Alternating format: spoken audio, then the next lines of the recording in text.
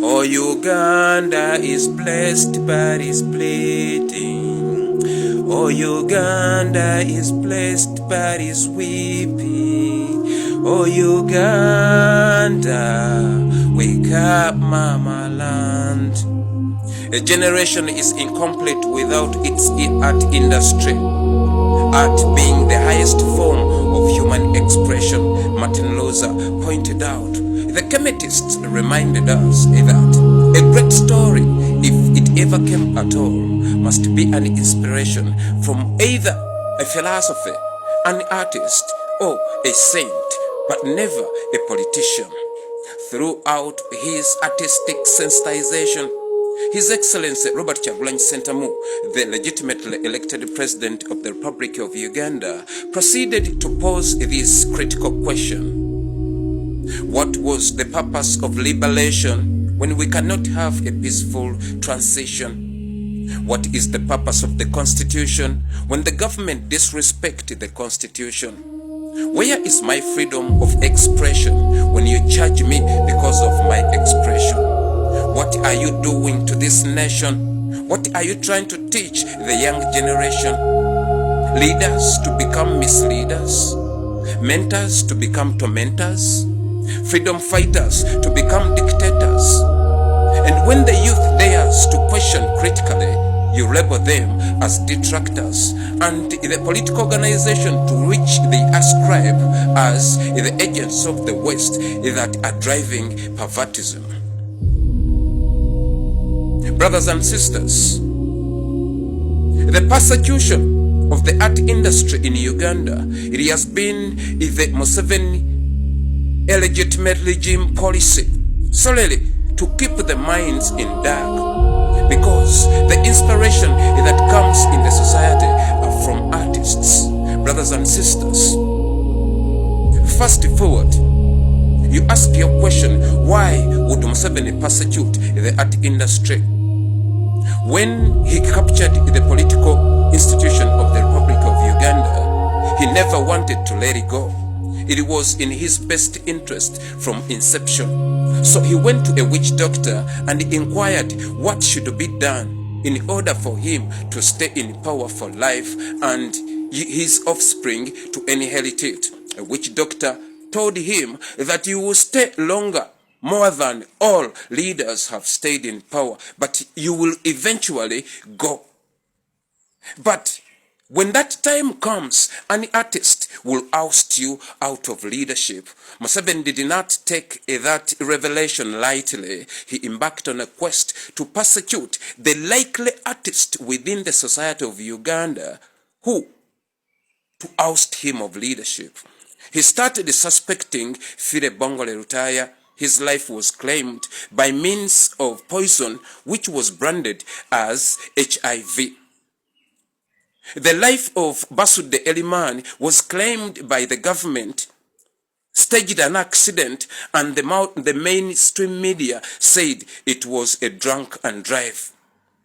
Brothers and sisters, given the magnitude in the message and the awareness he created, would you believe that he would have been that irresponsible to sit behind the wheel when he's drunk? Certainly not. Paulo Coelho, having sensitized the masses to take care of their lives, do you believe that he actually prioritized in promiscuity to the extent of reckless? No, he wouldn't. The government poisoned him and they labeled him to die HIV. Brothers and sisters, they persecuted Menton Summer. They killed him via accident.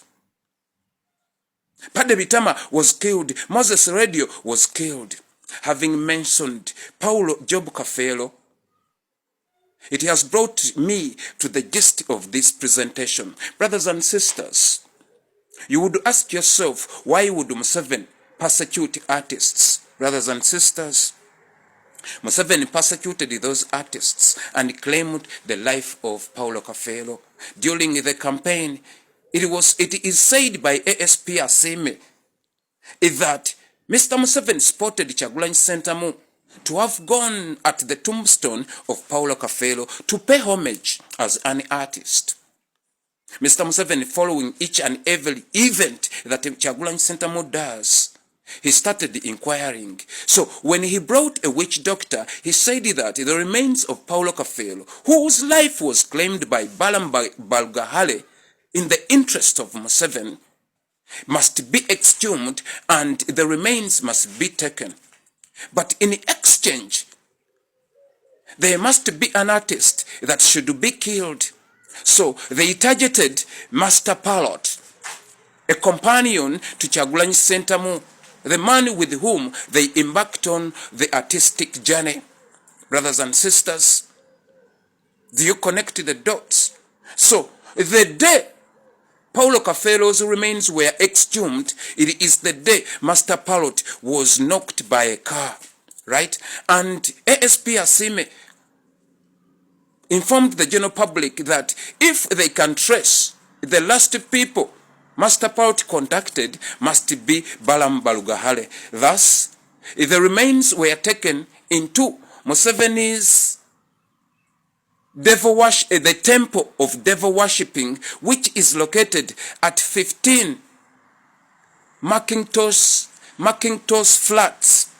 That is Sezibwa Road. That is a place where all Uganda Interreligious Council go and sacrifice to demons for Museveni. So brothers and sisters, all of these things you see, Museveni persecuting artists, Museveni killing artists, Museveni destroying the art industry, it is to keep the society in the dark, because he knows when he enforced the Rwandi tribe into the constitution, Basude took to the studio and released Bas Dunia Ewomogosemu Ebituli. Brothers and sisters, when you listen to the critical question by Kyagulanyi Ssentamu, even prior to coming into the political scene, it was so unsettling to Museveni. Right? He persecuted him, thus he confiscated all his properties. An artist proceeded to say that perhaps I was blind to the fact. Stabbed in the back, I could not trust my own homie because they are a bunch of dirty rats. Will I succeed? Seeing Moses Weiser stabbing National Unity Platform in the back, trying to climb David Louis Rubongoya? You think you can? When you look and observe more keenly, you can see that most African scholars, they are trying so very much to convince young Africans that it is a white man we must fear. But our thorough investigation politically indicates that Museveni and Kagame does all the killings here. Tupac pointed out. Does all the killings here.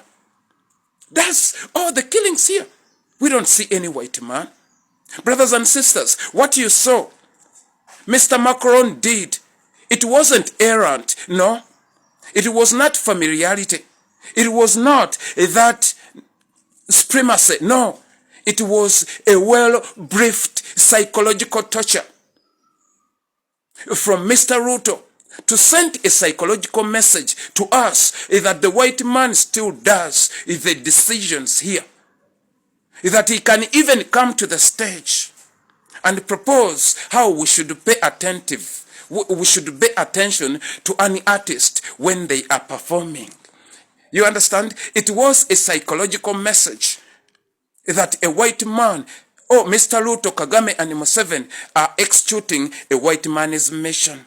You can attest or agree with me, brothers and sisters, that the rate on which international global media are amplifying the non-existence Ebola virus, it shows you that indeed they are so fearful of artists being in the arena of leadership, because all great inspirations comes from artists.